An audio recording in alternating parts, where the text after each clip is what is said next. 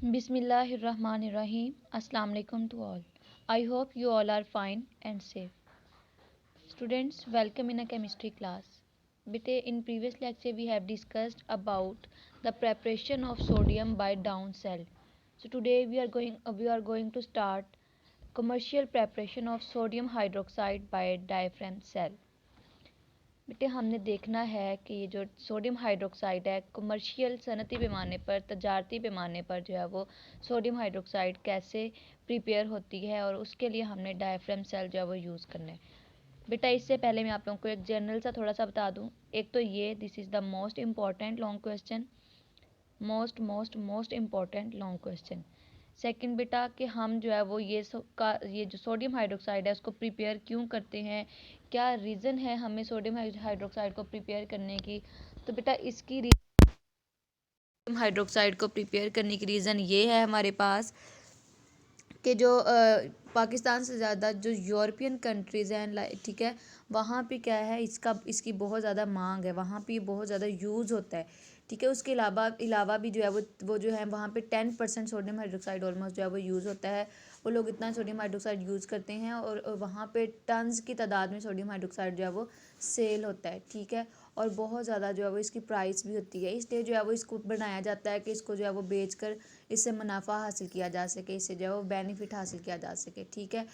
तो हम देखते हैं कि सोडियम हाइड्रोक्साइड कहाँ यूज़ कहाँ पे होता है। तो बेटा सोडियम हाइड्रोक्साइड एक तो पेपर इंडस्ट्री में यूज़ होता है, पेज कागज़ वगैरह बनाने के लिए। आपको पता है दुनिया के हर कोने के अंदर जो है वो पेजेस यूज़ होते हैं, हर कोई यूज़ कर रहा है, तो सोडियम हाइड्रोक्साइड उसके अंदर यूज़ होता है। तो इट मीन्स कि सोडियम हाइड्रोक्साइड की बहुत ज़्यादा वैल्यू है, ये पेपर इंडस्ट्री के अंदर जो है वो इस्तेमाल होता है। सेकेंड बेटा जो सोडियम हाइड्रोक्साइड है ये साबुन, डिटर्जेंट्स, सोप, इनके अंदर भी यूज़ होता है। जब सॉप को प्रिपेयर किया जाता है, डिटर्जेंट्स वगैरह को प्रिपेयर किया जाता है, तो उनकी प्रेपरेशन में भी जो है सोडियम हाइड्रोक्साइड यूज़ होता है। तो देख लें आपकी इसकी बहुत ज़्यादा वैल्यू है। यही वजह है कि ये जो है वो बाहर की कंट्रीज़ के अंदर भी बहुत ज़्यादा, स्पेशली यूरोपियन कंट्रीज़ के अंदर जो है वो बहुत ज़्यादा इसकी वैल्यू है, वहाँ पर बहुत ज़्यादा यूज़ होता है। तो बेटे now come to the preparation of sodium hydroxide by the diaphragm cell. बेटा it is also known as Nelson cell, इसको नेल्सन सेल भी कहते हैं। Why it is known as Nelson cell, because बेटा सबसे पहले जो सोडियम हाइड्रोक्साइड की प्रेपरेशन की थी वो एक नेल्सन साइंटिस्ट था जिसने इसकी प्रेपरेशन की थी, इसलिए इसको जो है वो हम नेल्सन सेल कहते हैं। नेल्सन एक साइंटिस्ट था, उसी के नेम से इसको नेल्सन सेल कहा जाता है, ठीक है। सो बेटा इसका ऑब्जेक्टिव क्या है, इसका ऑब्जेक्टिव है कि the cell is used for large scale preparation of sodium hydroxide. Sodium hydroxide का सेकंड नेम कास्टिक सोडा है। तो ये सोडियम हाइड्रोक्साइड को जो है इसका ऑब्जेक्टिव क्या है, ये जो हमने पूरा ये टॉपिक पढ़ना है, इस टॉपिक का ऑब्जेक्टिव ये है कि हमने जो है वो सोडियम हाइड्रोक्साइड को लार्ज स्केल पे जो है वो प्रिपेयर करना है। इसका प्रिंसिपल भी देख लेंगे। प्रिंसिपल क्या है, sodium hydroxide is manufactured on large scale by the electrolysis of aqueous solution of common salt in a diaphragm cell. हमने क्या करना है बेटा, हमने जो है वो सोडियम हाइड्रोक्साइड को कॉमन साल्ट के एक्वस सॉल्यूशन से प्रिपेयर करना है जब उसकी इलेक्ट्रोलिसिस करवानी है डायफ्राम सेल के अंदर। अगेन सुनने, सोडियम हाइड्रोक्साइड की प्रेपरेशन करवानी है लार्ज स्केल पे, और होनी कैसे है, जब हमारे पास कॉमन साल्ट, हमारा टेबल साल्ट नमक है, उसका सोल्यूशन बनाया हुआ है, उसमें से जब हम इलेक्ट्रिसिटी गुजारेंगे, ये जो है वो सारा प्रोसेस एक सेल के अंदर, एक जो होना है टैंक के अंदर होना है, वो हमारे पास डायफ्राम सेल है, ठीक है। आगे देखते हैं बेटा, हम इसकी पहले डायग्राम को मैं थोड़ा सा आपको बता देती हूँ। कंस्ट्रक्शन एंड वर्किंग है हमारी, तो वो मैं आपको बता देती हूँ, ठीक है। साथ साथ मैं हेडिंग भी बताती जा रही हूँ, कंस्ट्रक्शन और वर्किंग है, ठीक है। अब यहाँ पे देखें हमारे पास, तो ये है आपके पास जी। सबसे पहले तो हमने देखना है the cell is made up of steel tank. Cell जो है स्टील टैंक का बना हुआ है, this is the steel tank, ठीक है। ये क्या है बेटा, स्टील टैंक है। सेल किस चीज़ का बना हुआ है, स्टील टैंक का बना हुआ है। And oblong perforated steel vessel lined inside the asbestos diaphragm. ये जो बेटा आपको ब्लैक ब्लैक नज़र आ रही है ना, ये जिनके दरमियान एम्प्टी स्पेसिस है, ये हमारे पास बेटा क्या है, परफोरेटेड स्टील वेसल के ऊपर एक लाइनिंग हुई है एस्बेस्टॉस मैट की, एस्बेस्टॉस डायफ्राम की, ठीक है। ये क्या है, एस्बेस्टॉस डायफ्राम के बाहर क्या है, एक लाइनिंग हुई है कैथोड की, ठीक है, जो एज अ कैथोड यूज़ करेगी। ये बेटा जो हमारे पास ये ब्लैक ब्लैक मोटे मोटे आपको नज़र आ रहे हैं, ये, ठीक है, जहाँ पे कुछ कुछ सुराख हैं, ये क्या है, कैथोड है, जिसके अंदर एस्बेस्टॉस मैट है जो ब्लू कलर की है, ठीक है, जिसके अंदर क्या है, एस्बेस्टॉस मैट है जो कि ब्लू कलर की है। अब इसका काम क्या है बेटा, it is provided with the constant level device to keep the vessel filled to specified level with brine। Brine क्या है बेटा, सोडियम क्लोराइड का सोल्यूशन। ये जो एस्बेस्टॉस मैट है, एस्बेस्टॉस डायग्राम है, इसका फंक्शन क्या है बेटे, इसका फंक्शन क्या है कि it is provided with a constant level, ये कांस्टेंट लेवल डिवाइस को देता है to keep the vessel fill to the specified level with brine. Brine कहते हैं सोडियम क्लोराइड के सोल्यूशन को। तो सोडियम क्लोराइड का सोल्यूशन जो है वो क्या करता है, उसको एक स्पेसिफिक जो है वो क्या प्रोवाइड करता है, हाँ जी, उसकी जो है वो कांस्टेंट मिकदार, क्वांटिटी को कांस्टेंट रखता है एस्बेस्टॉस लेवल, उसकी क्वांटिटी को जो है वो कम नहीं होने देता, कांस्टेंट जो है उसकी क्वांटिटी रखता है। देन बेटा हमारे पास है जी एनोड। डायग्राम में ही देखें एनोड कहाँ पे है, ये आपके पास जो है वो एनोड है, ठीक है, जो कि ग्रेफाइट का बना हुआ है, ये वाला, ये सारे का सारा ये एनोड है जो ग्रेफाइट का बना हुआ है, कार्बन का बना हुआ है। हमने पहले भी देखा था, लास्ट लेक्चर में भी हमने जो ग्रेफाइट एनोड लिया था वो ग्रेफाइट कार्बन का ही लिया था, ठीक है। And is held with in U shaped diaphragm, जो हमारा एस्बेस्टॉस डायफ्राम ये यू शेप्ड है, इसके अंदर क्या है, इसको हमने पूरे के पूरे यू शेप के अंदर जो है वो इस एनोड के अंदर जो है वो रखा हुआ है। And it projects into the salt solution, और ये यहाँ से शुरू होकर कहाँ पे जा रहा है, ये देखें, यहाँ से शुरू होके किसके अंदर जा रहा है, ये जो साल्ट सोल्यूशन ब्लू कलर का है उसके अंदर जो है वो डिप हुआ है, ठीक है, उसके अंदर क्या किया हुआ है, इसको डिप किया हुआ है। किसको डिप किया हुआ है बेटे, एनोड को, जो कि ग्रेफाइट का बना हुआ है हमारे पास, ठीक है। नेक्स्ट क्या है बेटे, अब हमारे पास ये चीज़ें आ गई। Then the steam is blown during the process which keeps the electrolyte warm. अब हमने इस प्रोसेस को, ये जब हमने जो है वो इसको करना है, हमने स्टीम प्रोवाइड करनी है, भाप देनी है, ताकि ये जो प्रोसेस है, ठीक है, इसमें जो इलेक्ट्रोलाइट है वो गर्म रहे, ठीक है, और इलेक्ट्रोलाइट गर्म रहे और परफोरेशंस क्लियर करे, टू कीप द परफोरेशंस क्लियर। बेटा ये परफोरेटेड, ये सुराखदार का परफोरेटेड का मतलब है सुराखदार, ठीक है, सुराखदार जो है वो, तो ताकि ये परफोरेशंस को जो है वो क्या करे, क्लियर रखे, कि मेंटेन रखे, ठीक है, और इलेक्ट्रोलाइट को वार्म करे। इसलिए हमने क्या करना है, नीचे नीचे से इसको जो है वो स्टीम प्रोवाइड करते जानी है। नेक्स्ट बेटा द क्लोरीन, स्टीम होगी। नेक्स्ट क्या है, the chlorine release at the anode. अब जो क्लोरीन है बेटे वो उसने एनोड पे चले जाना है। अब देखें यहाँ पे ज़रा, हमारे पास ये सोडियम क्लोराइड का सोल्यूशन है ना, यहाँ से जो क्लोरीन होनी है ना वो एनोड पे चले जानी है, ठीक है, क्लोरीन ने कहाँ पे चले जाना है, एनोड पे चले जाना है, और एनोड पे जाकर यहाँ से क्या हो जाएगी, स्केप आउट हो जाएगी, ठीक है, यहाँ से क्या हो जाएगी, ये स्केप आउट हो जाएगी, क्लोरीन सेपरेट हो जाएगी, स्केप आउट हो जाना है, क्लोरीन ने भी निकल जाना है, ठीक है। अब नीचे रह गया सोडियम हमारे पास, अब हमने देखना है इसके साथ क्या होता है, ठीक है। तो the chlorine release at the anode rises into dome, इस वाले डोम के अंदर चले जाएगी, ये जो डोम है यू शेप डोम, इसके अंदर चले जाएगी, ठीक है। While hydrogen release at cathode, जबकि हाइड्रोजन ने यहाँ से जो सुराखदार जालियाँ यहाँ से निकल कर उसने जो है वो कैथोड पे चले जाना और वहाँ से उसने स्केप आउट हो जाना है, ठीक है, वहाँ से क्या हो जाना है, उसने स्केप आउट हो जाना। आप इस डायग्राम के अंदर भी देख सकते हैं, वहाँ से उसने जो है वो स्केप आउट हो जाना है।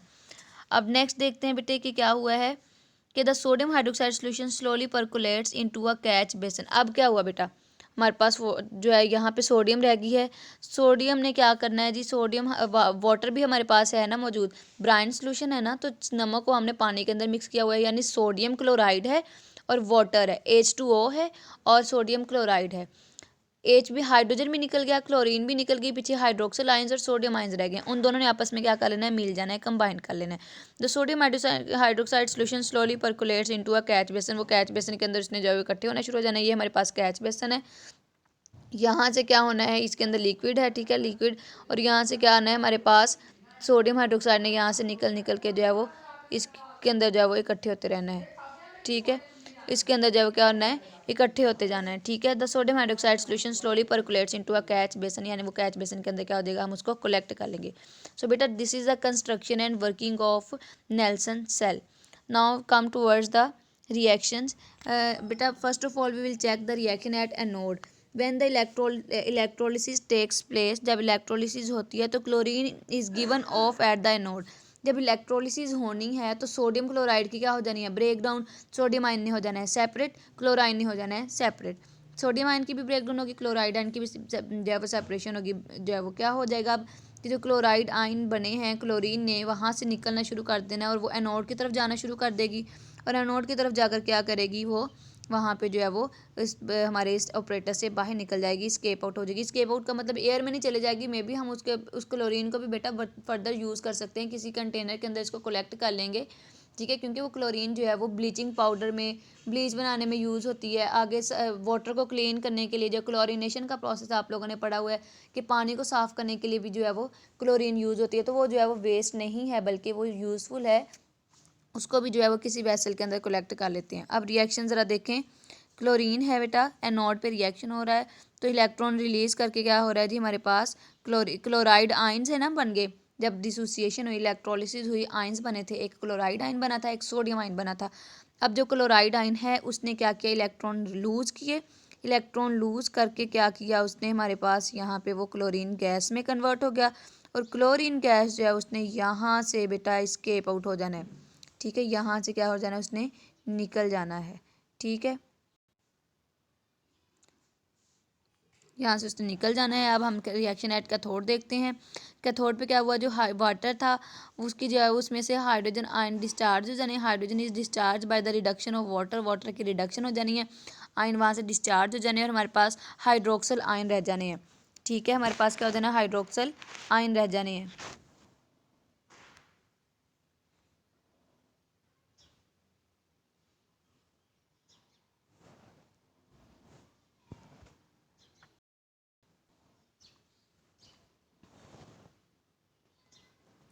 अब हमारे पास बेटा हाइड्रोक्सल आयंस रह गए, आप देख सकते हैं, ठीक है, हाइड्रोक्सल आयंस रह गए। यहाँ पे आप इसमें देख सकते हैं कि कैसे हुए हमारे पास हाइड्रोक्सल आयंस रह गए, कैसे, ये हाइड्रोजन वाटर की होगी रिडक्शन, यहाँ से 2 इलेक्ट्रॉन और ये क्या हो गया जी हाइड्रोक्सल आयन बन गया और साथ में हमारे पास क्या हो गई है, हमारे पास जो है यहाँ से हाइड्रोजन गैस जो है वो कैथोड पे रिलीज़ हो गई है। सो द ओवरऑल रिएक्शन क्या है जी बेटा, हमारे पास क्लोराइड जो है क्लोरीन और हाइड्रोक्सल आयन जब मिलेंगे ऑक्सीक्लोराइड्स क्लोराइड आयंस और वाटर बना देंगे, ठीक है, ये हमारे पास जो है एक ओवरऑल सा रिएक्शन आ जाता है। अब हमने देखना है कि प्रॉब्लम्स क्या आती हैं, problem during working of cell के काम करने के दौरान किस तरह की वर्क प्रॉब्लम्स आती हैं।